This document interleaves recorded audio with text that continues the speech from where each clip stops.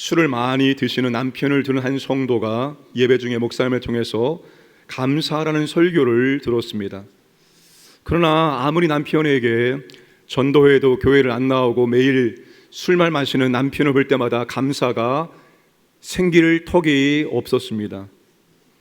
그 성도는 술에 중독되어 술에 취해 잠을 자는 남편 옆에서 새벽에 일어나 기도하다가 말씀에 순종하여 감사 기도를 드렸습니다. 하나님 아버지 감사합니다. 목사님 말씀에 범사에 감사하라 해서 무조건 감사합니다. 그러면서 가만히 생각해 보니까 그래도 술에 취한 남편이 있어서 감사했습니다. 무엇이 감사했을까요?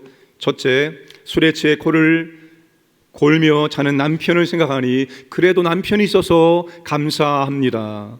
둘째, 앞으로 언젠가는 좋은 남편이 될 가능성이 있으니 감사합니다. 셋째, 저토록 술을 취해도 길거리에 쓰러지지 않고 집을 찾아오게 하시니 감사합니다.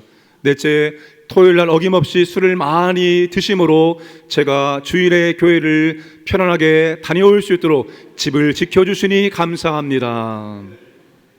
실제 이야기입니다. 제가 새가족 양육을 할 때 2주차, 3주차, 4주차 강의를 시작하기 전에 항상 먼저 감사를 나눕니다.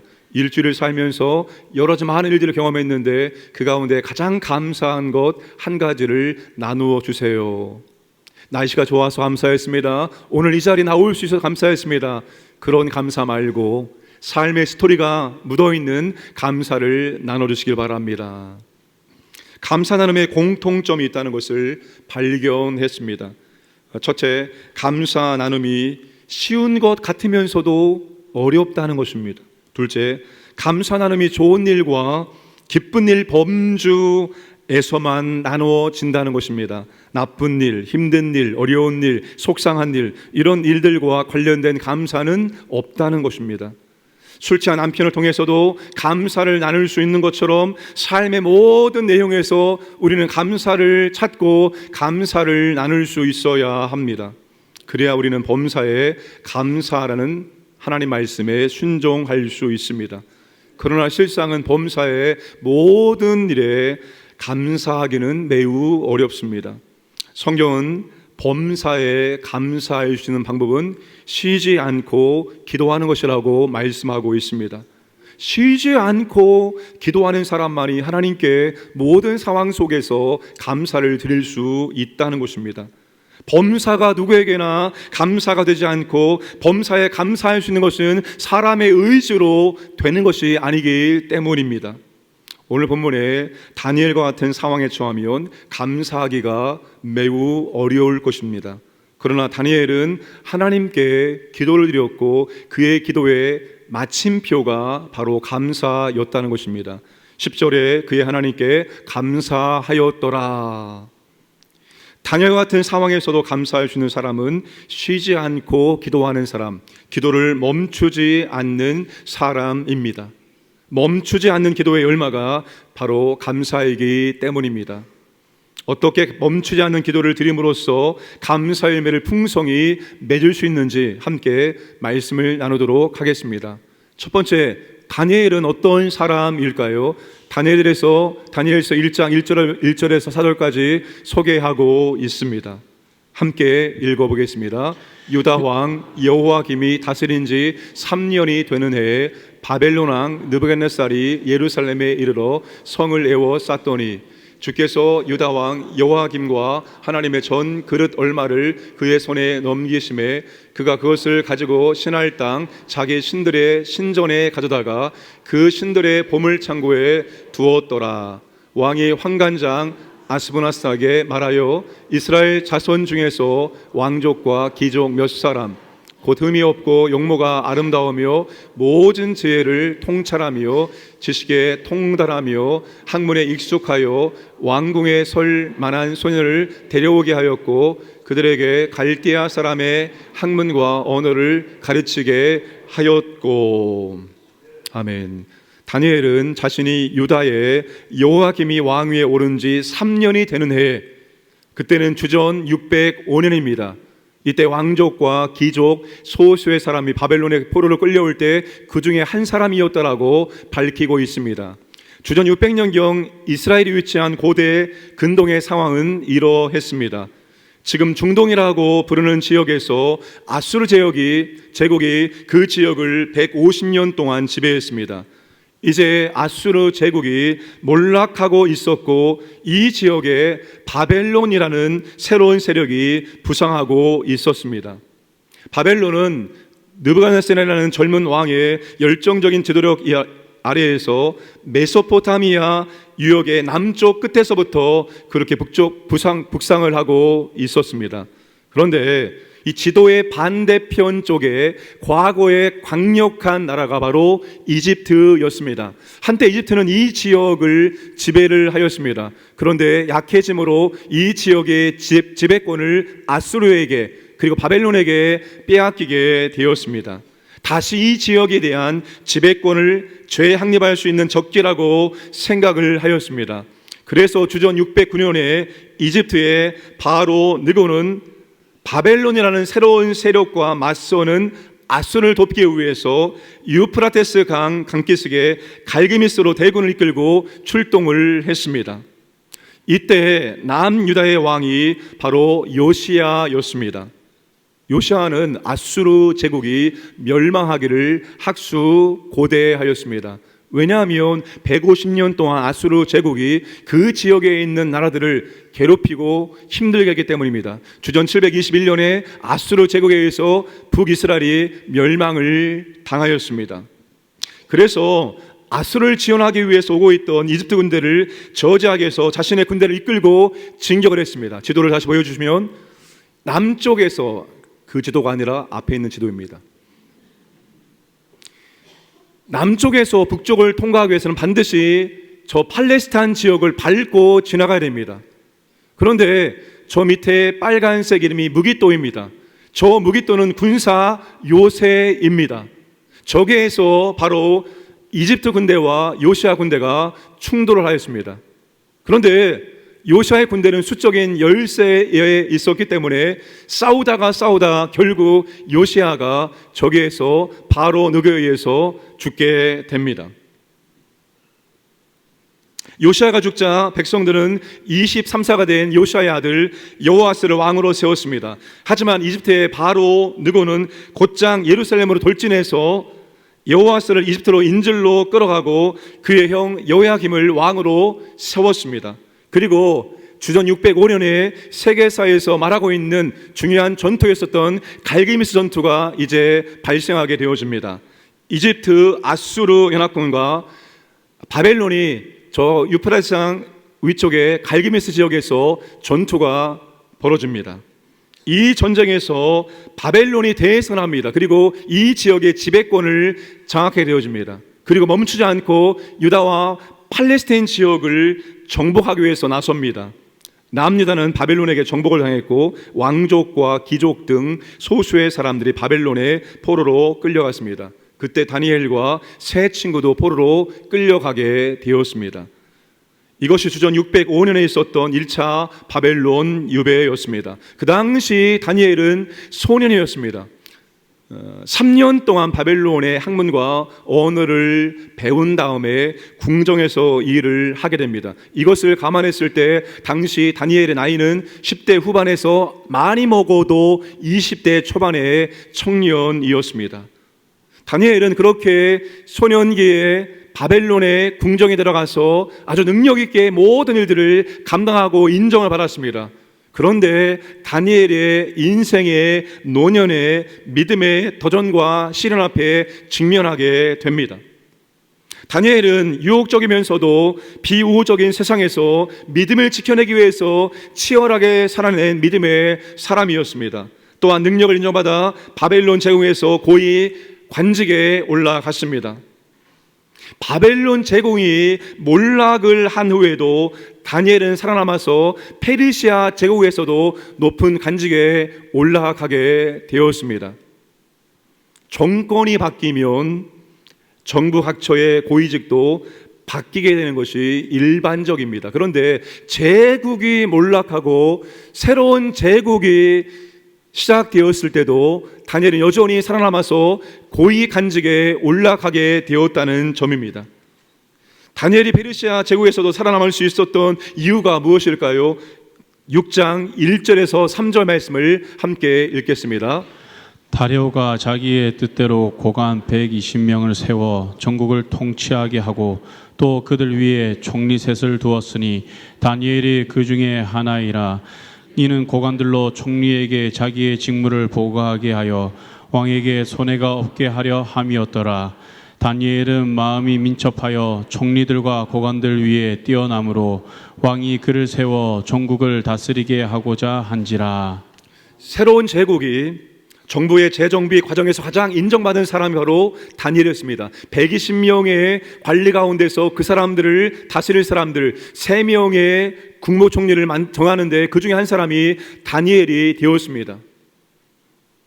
이유는 다니엘은 마음이 민첩하여 총리들과 고관들보다 더 뛰어났기 때문입니다. 다니엘은 실력이 탁월하였고 무엇보다도 신뢰할 수 있는 인격의 사람이었기 때문입니다. 온갖 부패한 방법과 남을 착취하는 관행이 성행했던 시대에 왕과 나라에 손해가 없도록 그의 직무에 충실했던 사람이 다니엘이었습니다. 다니엘의 대적들도 이것을 인정을 하였습니다. 6장 4절 말씀 보시면 이에 총리들과 고관들이 국사에 대하여 다니엘을 고발할 근거를 찾고자 하였으나 아무 근거 아무 허물도 찾지 못하였으니 이는 그가 충성되이 아무 그릇됨도 없고 아무 허물도 없었음이었더라. 아무 허물도 없었다. 이 표현이 무엇인가 하면 구약에서 짐승을 죽이는 제사를 지낼 때 제물은 아무런 흠이 없어야 됩니다. 바로 그 말이 다니엘에게 적용되고 있습니다. 다니엘이 아무런 흠을 아무런 실수를 찾을 수 없을 정도로 그에게 맡겨진 업무를 너무나도 충실하게 감당해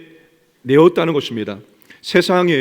세상에서 털어서 먼지 안 나올 사람이 어디 있냐라고 말하는데 다니엘은 털어서 먼지가 하나도 안 나올 그런 사람이었습니다. 국사에 대해서 어떤 실책도 어떤 허물도 찾을 수 없을 정도로 그는 충실했습니다. 이제 다니엘서 6장의 시점에서 다니엘의 나이가 어느덧 80의 노인이 되었습니다. 어느새 소년 다니엘은 노년이 되었습니다. 다니엘은 신앙과 직업이라는 두 마리 토끼를 다 잡은 사람입니다. 한평생 세상에서 믿음도 멋있게 지켜냈고 직업에서 업무도 탁월하게 감당한 사람이 다니엘이었습니다. 그런데 다니엘은 노년에 혹독한 시련에 직면하게 됩니다. 지금까지가 살아오면서 경험했던 어떠한 믿음의 도전과 믿음의 시련보다 더 혹독한 믿음의 그런 시험 앞에 직면하게 됩니다. 대적들이 다니엘을 잡기 위한 음모를 꾸몄습니다. 그를 넘어뜨릴 약점을 찾았습니다. 다니엘의 업무와 인격과 삶에서는 도저히 약점을 찾아낼 수가 없었습니다. 그런데 다니엘이 타협할 수 없는 유일한 부분을 찾아냈습니다. 다니엘의 삶이 하나님 중심임을 그들이 발견했습니다. 이것을 빌미로 다니엘을 넘어뜨릴 음모를 꾸몄습니다. 6장 7절을 다시 한번 읽겠습니다. 나라의 모든 총리와 지사와 총독과 법관과 관원이 의논하고 왕에게 한 법률을 세우며 한 금령을 정하실 것을 구하나이다. 왕이여, 그것은 곧 이제부터 30일 동안에 누구든지 왕 외에 어떤 신에게나 사람에게 무엇을 구하면 사자굴에 던져넣기로 한 것이니이다. 대적들은 왕에게 30일 동안 오직 왕께만 경배하도록 하는 칙령을 반복해야 했습니다. 왕이 저서에 도장을 찍고 금령을 내렸습니다.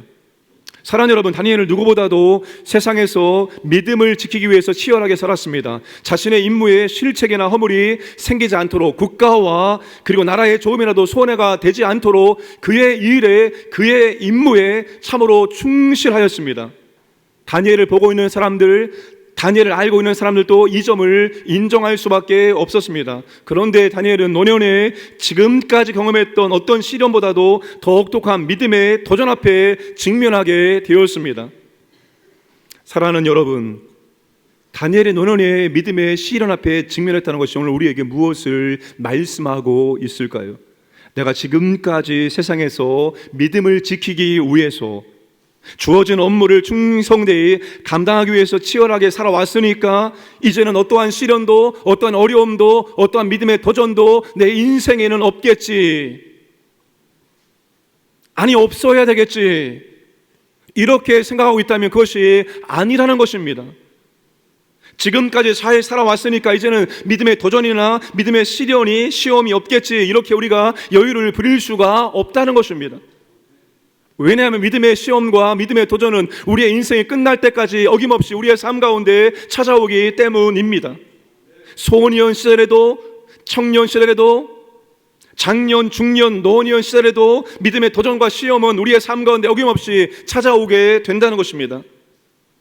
젊은 날의 신앙생활과 사회생활을 멋지게 잘해오신 성도님들이 계십니다. 그런데 그런 분들이 노년의 믿음의 시련과 어려움에 직면하는 것을 우리는 너무나 자주 쉽게 볼 수가 있습니다. 우리는 그것을 이상하게 생각하지 않아야 합니다.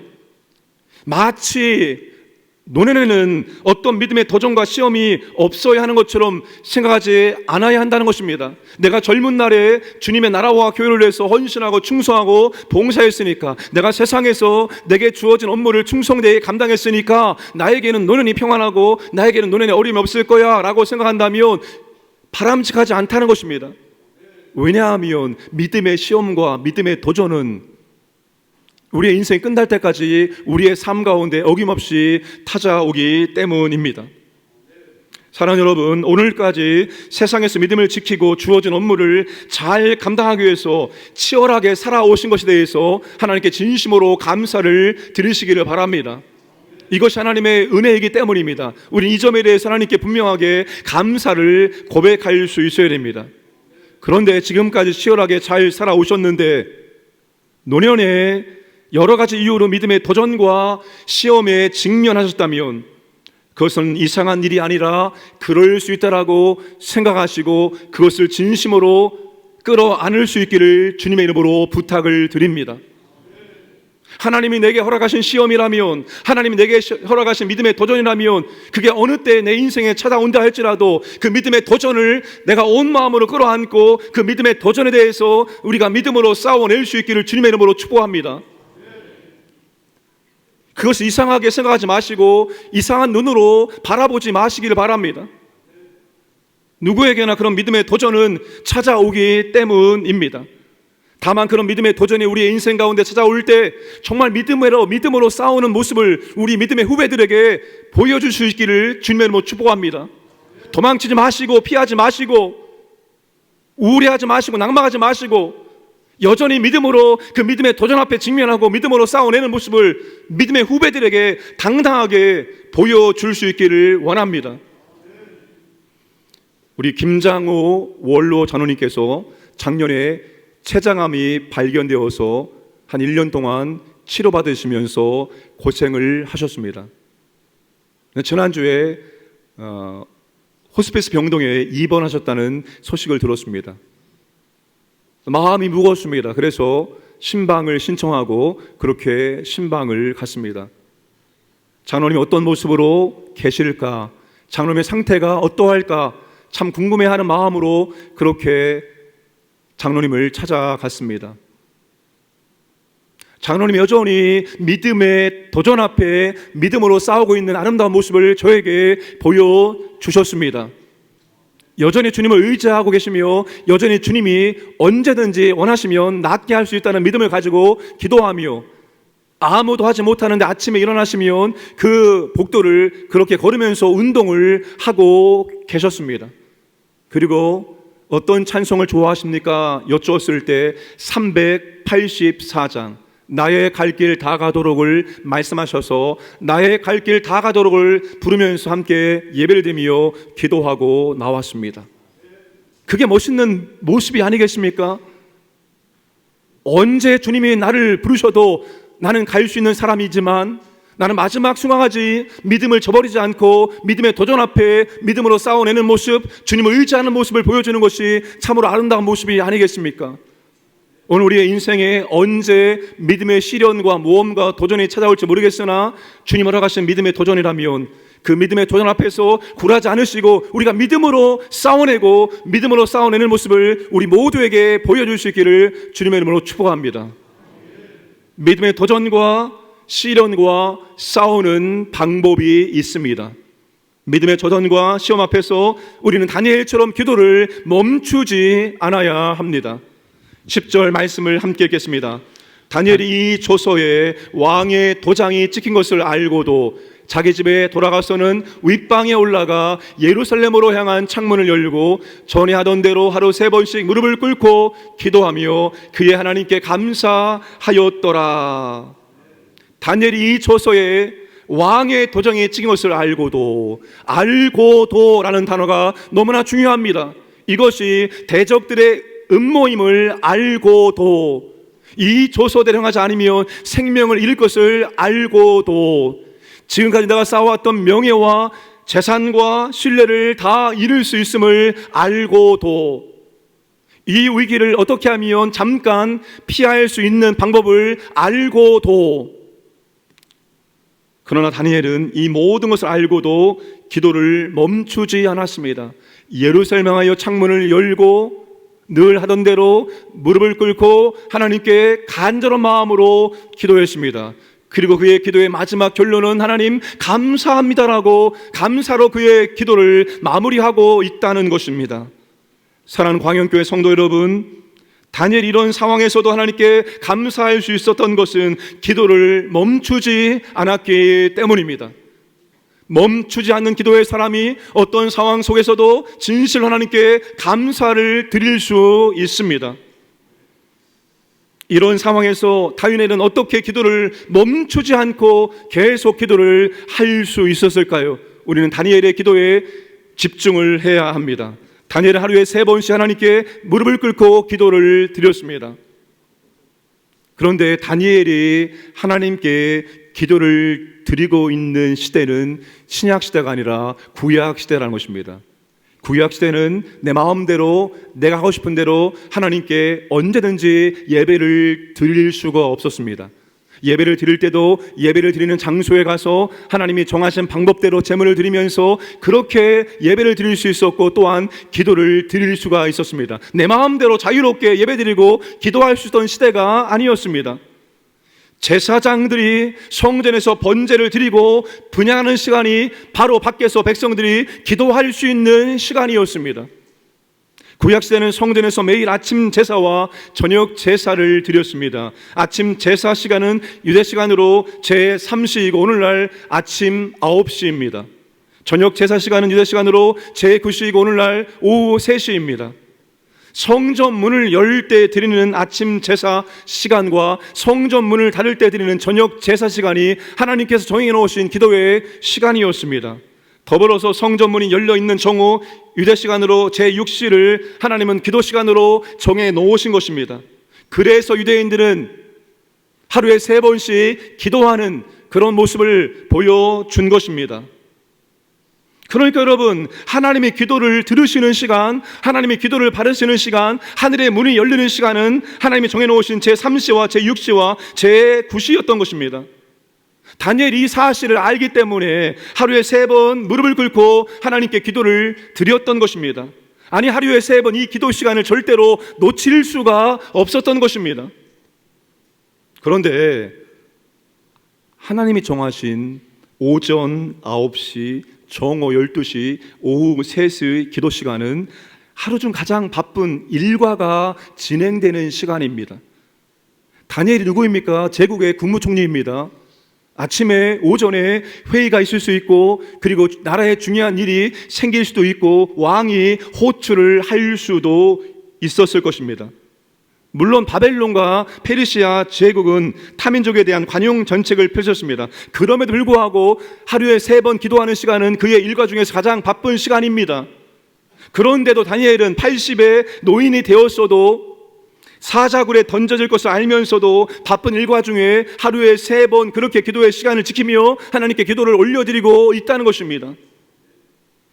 이유는 무엇입니까? 이유는 간단합니다. 그 시간이 하늘이 열리는 시간이고 하나님의 기도를 들으시는 시간이고 하나님의 기도를 받으시는 시간임을 알기 때문에 다니엘은 이 시간을 절대로 포기할 수 없었고 이 시간이 가장 그의 삶 속에 중요했던 것입니다. 그 시간에 하나님께 도움을 요청함으로써 모든 것을 감당할 수 있다는 것을 알았기 때문입니다. 그래서 기도를 멈추지 않고 기도를 최우선으로 여기며 다니엘이 그때에도 여전히 기도하였던 것입니다. 또한 다니엘이 기도할 때 예루살렘을 향하여 창문을 열고 기도한 것도 비슷한 의미입니다. 단순히 예루살렘에 있는 성전을 생각하면서 기도하기 위함이 아니었습니다. 다니엘 시대에 성전은 이미 불타고 파괴되어서 없었기 때문입니다. 다니엘이 예루살렘을 향하여서 창문을 열고 기도한 것은 그가 솔로몬의 기도를 알고 있었기 때문입니다. 그 솔로몬의 기도를 붙들고 하나님께 간절한 마음으로 기도를 하였던 것입니다. 열왕기상 8장 46절에서 50절 말씀을 함께 읽겠습니다. 그들이 사로잡혀 간 땅에서 스스로 깨닫고 그 사로잡힌 자의 땅에서 돌이켜 주께 간구하기를 우리가 범죄하여 반역을 행하며 악을 지었나이다 하며 자기를 사로잡아간 적국의 땅에서 온 마음과 온 뜻으로 주께 돌아와서 주께서 그들의 조상들에게 주신 땅 곧 주께서 택하신 성읍과 내가 주의 이름을 위하여 건축한 성전 있는 쪽을 향하여 주께 기도하거든 주는 계신 곳 하늘에서 그들의 기도와 간구를 들으시고 그들의 일을 돌아보시오며 주께 범죄한 백성을 용서하시며 주께 범한 그 모든 업무를 사하시고 그들을 사로잡아간 자 앞에서 그들로 불쌍히 여김을 얻게 하사 그 사람들로 그들을 불쌍히 여기게 하옵소서. 여러분, 다니엘이 이 솔로몬의 말씀을 알고 있었고 이 솔로몬의 말씀을 기억하고 이 말씀 붙들고 그가 간절한 마음으로 하나님께 기도를 했던 것입니다. 여호와께서 기도와 간구를 들으시고 사정을 살펴주시고 용서하시고 불쌍히 여기실 것을 믿고 그가 예루살렘을 향하여서 문을 열고 간절한 마음으로 하나님께 기도를 하였던 것입니다. 구약의 유명한 학자 가운데 크리스토퍼 라이트라는 사람이 있습니다. 이분이 예루살렘 향해 열린 창문을 이렇게 해석을 하였습니다. 나는 그것을 탈출구가 아니라 진입 통로로 이해한다. 이 창문은 다니엘의 기도를 내보내는 통로가 아니라 예루살렘에 하나님이 들어오시는 통로였다. 다니엘의 기도의 삶은 정치와 행정이라는 고단한 일상으로부터의 도피가 아니었다. 오히려 날마다 그의 기도는 이스라엘 하나님의 능력과 임재를 그가 하는 일 속으로 들어오게 하는 수단이었다. 그가 창문을 열고 기도한 것은 하나님 내 삶 가운데 들어오시기를 원합니다. 하나님 내가 하고 있는 일들 가운데 임재하시고 하나님의 능력을 베풀어 주시기 원합니다. 하나님의 임재와 하나님의 능력을 자신의 삶과 자신의 직무 가운데로 그렇게 초청하고 요청한 것이 창문을 열고 기도하였다는 것입니다.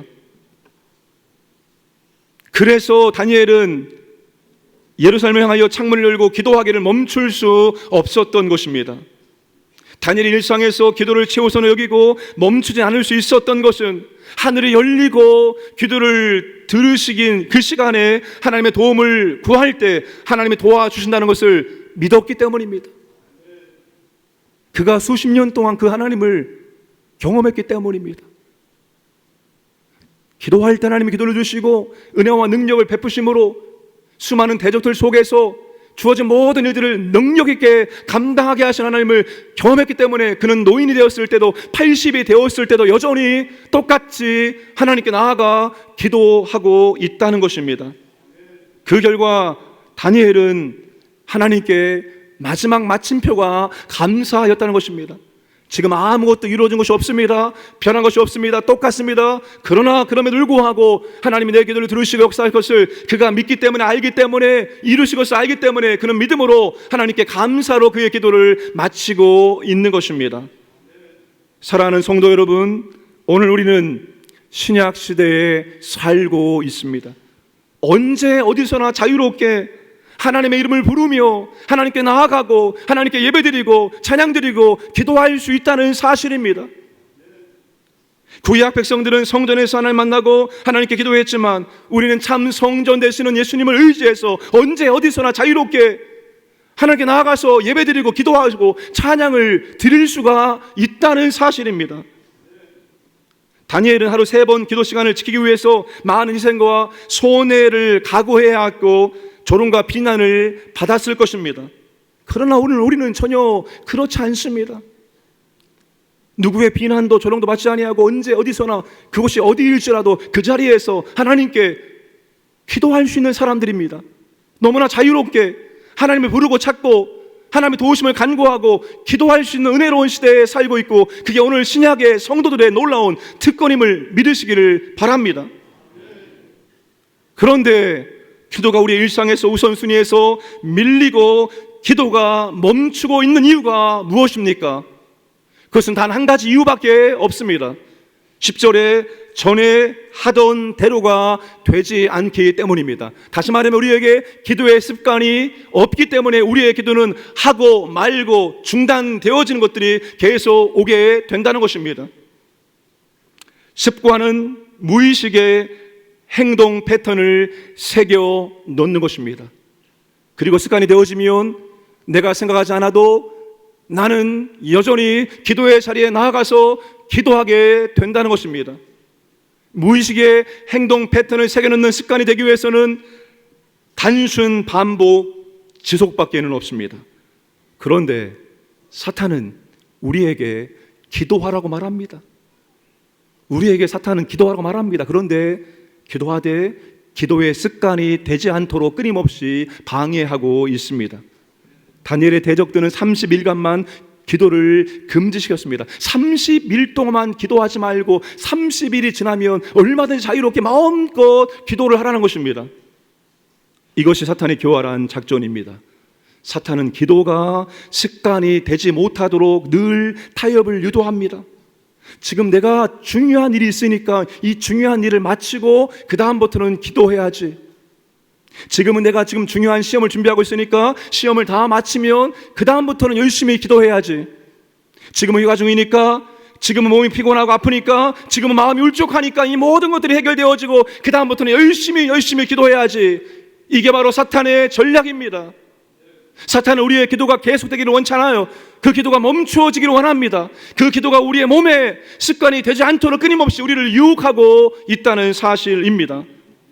잠깐만 쉬고 그 다음부터는 마음껏 기도하라고 끊임없이 유혹을 하고 있습니다. 기도의 집 여름 사역을 위해 찬양과 기도의 밤을 30일 동안 매일 밤 하는 이유가 바로 여기 있습니다. 사탄은 우리에게 30일간만 기도하지 말고 그때부터는, 그 이후부터는 열심히 기도하라 말합니다. 그런데 우리는 30일 동안 사탄의 어떤 방해와 어려움이 있을지라도 기도하기를 원합니다. 그 이유는 우리에게 기도의 습관을 갖게 하기 위함입니다. 사랑하는 여러분, 여러분의 인생 가운데 지금 하나님의 특별한 은혜와 능력이 필요하시다면 다른 거 다 내려놓으시고 그 한 가지를 하나님께 가지고 오셔서 한번 30일 동안 기도로 승부를 걸어보시기 바랍니다. 정말 간절한 마음으로 하나님 아버지, 이 문제가 30일 동안 하나님 은혜 가운데 해결되어지는 능력을 베풀어 주옵소서. 다른 것 가지고 싸우지 아니하고 오직 기도로 승부를 걸고 기도로 싸울 수 있는 저와 여러분 되기를 주님의 이름으로 축복합니다. 다니엘은 바벨론과 페르시아 제국에서 고위직의 업무를 능력 있게 끝까지 감당했습니다. 만약 다니엘이 일과에서 하루에 3번 기도하지 않았다면, 그의 일상에서 기도가 최우선시 되지 않았다면 다니엘은 중직이 주는 무게와 스트레스, 대적들의 방해와 공격, 권력의 유혹을 견디지 못하고 넘어지게 되었을 것입니다. 그러나 다니엘은 생명과 명예와 모든 것을 이룰 수 있는 상황에서도 전에 하던 대로 습관에 따라 예루살렘을 향하여 창문을 열고 무릎을 꿇고 3번 하나님께 기도했습니다. 그 기도가 모든 것을 감당하게 만드는 그런 통로가 되었다는 사실입니다. 멈추지 않는 기도가 있으면 여러분 감사할 수 있습니다. 기도가 끊어지는 것이 절망입니다. 그런 어떤 상황 속에서도 우리의 기도가 끊어지지 아니하고 우리의 기도가 드려진다는 것은 여러분, 소망의 빛이 우리에게 펼쳐지고 있다는 사실입니다. 예레미야 예가처럼 그렇게 절망적이고 끔찍하고 정말로 말로 표현할 수 없는 그런 상황은 없을 것입니다. 그런데 그런 끔찍한 고통스러운 상황 속에서도 기도가 꽃피고 있다는 사실입니다. 기도가 있는 한 우리는 절대로 낙심할 필요가 없습니다. 멈추지 않는 기도가 우리로 하여금 어떠한 상황 속에서도 하나님께 감사와 찬양과 영광을 돌릴 수 있게 할 것입니다. 그러므로 말미암아서 여러분, 이제 우리가 우리의 기도가 멈춰지지 않도록 이 기도가 계속되기 위해서 우리의 몸의 기도를 습관화시키는 저와 여러분 되기를 주님의 이름으로 축복합니다.